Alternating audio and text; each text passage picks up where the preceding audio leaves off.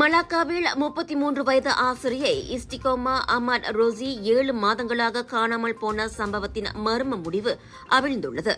புலாவ் சபாங் கம்போங் ரிமவ் அருகேயுள்ள ஜலான் அலூர் கஜா தம்பின் சாலையோர கால்வாய் குப்பை தொட்டியில் தலையில்லாமல் கண்டெடுக்கப்பட்ட பெண்ணின் சடலமே இஸ்டிகோமா என போலீஸ் உறுதி செய்துள்ளது.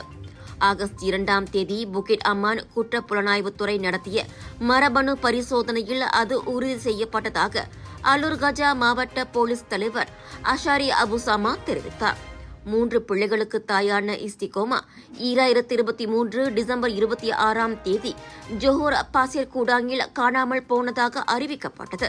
அச்சடலமோ கடந்த ஆண்டு டிசம்பர் 31ஆம் தேதி அலூர் காஜாவில் கண்டெடுக்கப்பட்டது. அச்சம்பவம் தொடர்பில் பேராக் செமோரில் முன்னதாக 36-37 வயது கணவன் மனைவி கைதாகி தடுத்து வைக்கப்பட்டனர். அந்த சந்தேக நபர்களிடம் மேற்கொள்ளப்பட்ட தொடர் விசாரணையின் பலனாக இஸ்டிகோமாவின் மண்டை ஓடு, கைவிரல் எலும்புகள் உள்ளிட்ட எஞ்சிய உடல் பாகங்கள் அவரது சடலம் கண்டெடுக்கப்பட்ட இடத்திலிருந்து 6 கிலோமீட்டர் தொலைவில் கண்டெடுக்கப்பட்டன. இவ்வேளையில் சந்தேக நபரான ஆடவரின் தடுப்பு காவல் மேலும் 7 நாட்களுக்கு நீட்டிக்கப்பட்டுள்ள நிலையில் அவரின் மனைவிக்கும் அச்சம்பவத்திற்கும் சம்பந்தமில்லை என கூறி போலீஸ் அவரை விடுவித்தது.